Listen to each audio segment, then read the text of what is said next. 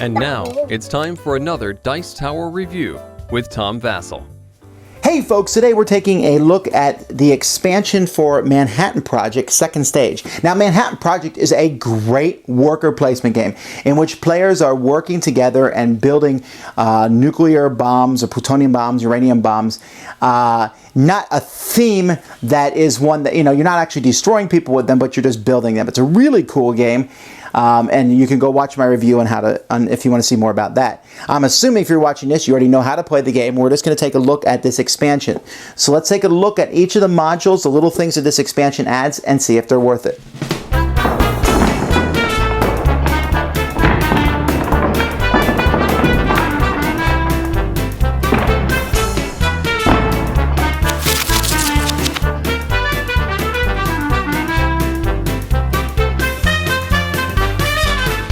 The first thing that this expansion adds is it adds another airstrike thing that you can place on top of the airstrike one on the board.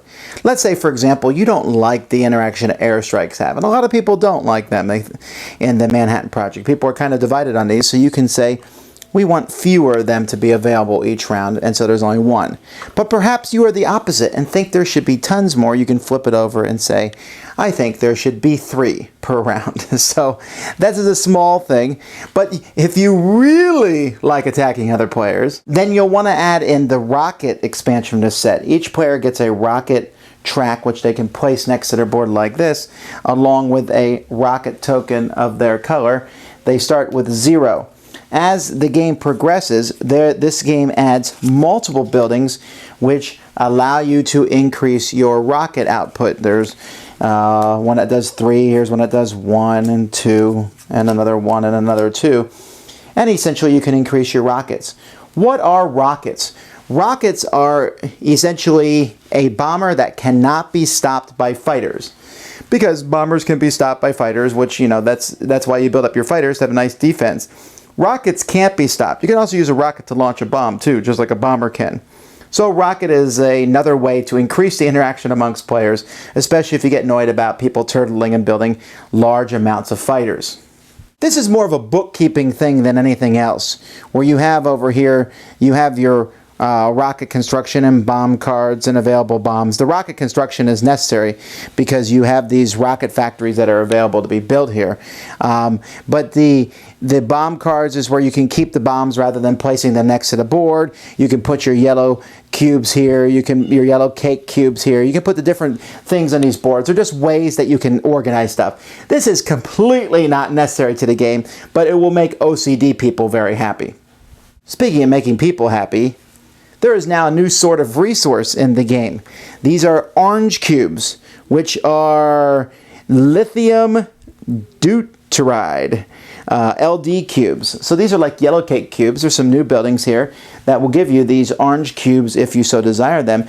You'll want those cubes for these hydrogen bombs. Now, what a hydrogen bomb does is you are going to be able to build these hydrogen bombs. You could discard a bomb that you would normally get and take a hydrogen bomb instead. And if you notice, a hydrogen bomb isn't something you can use by itself. Basically, they just have a ×2. Now, they take a lot of people to be able to use one of these hydrogen bombs, but they will take a plutonium bomb and double the points that that plutonium bomb will give you. So if I've managed to build this one, and I've already tested it, so I have this at 18 ×2, a 36-point bomb is a pretty big thing to be able to launch off in this game. Yay for hydrogen bombs, and this is probably the only time you'll hear me say such a statement. A completely new optional module that this game provides are these 7 different personalities that are involved with the game. On the back of each one it shows you a little bit of what they do, but on the front it's more important. It gives you a special ability that controlling these guys do. Now, what you do is whenever you retrieve your workers, during the course of the game. So you do a retrieve worker, you must take one of these. If you already have one, you put it back and take a new one. Each of these gives special abilities. For example, you can see here that John Lansdale makes your buildings immune to espionage. Down here, Curtis, each turn you get a fighter and a bomber, and you can do 1 airstrike in any order you want. Up here, we see this gentleman here. Once each turn, I can use a laborer as a scientist anywhere, or one scientist as two scientists. So this gentleman, Leslie, over here, does the same thing, but it's instead of scientists, it's engineers. Both those guys are people that you like very often. Klaus Fuchs lets you do some espionage. Here, I can move. I really like Kenneth, probably. He's my favorite one down here.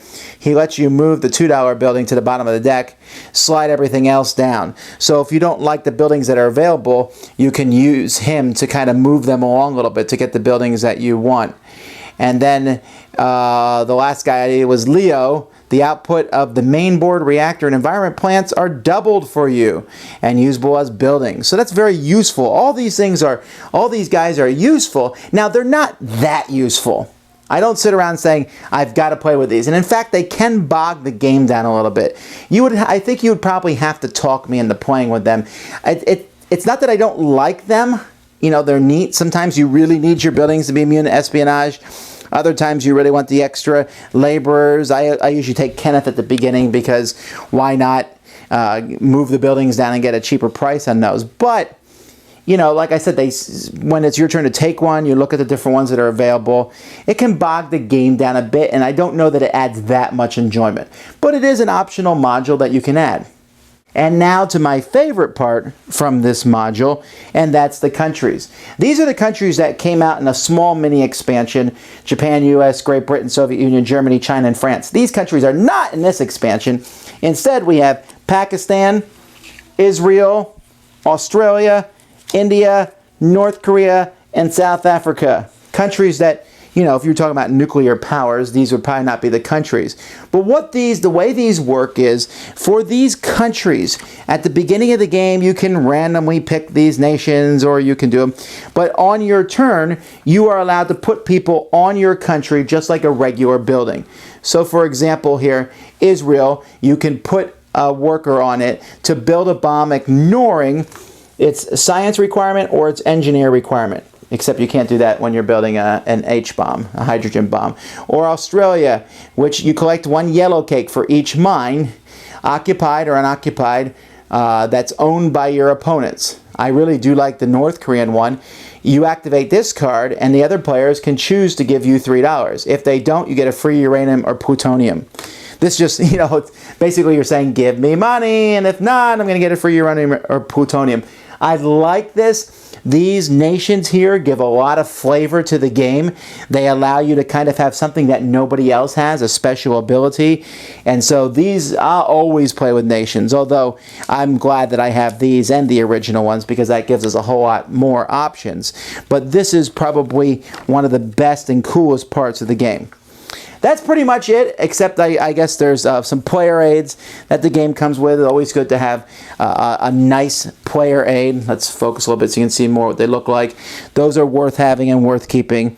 And so if I'm adding this expansion into a game, I always add nations. I always play with nations.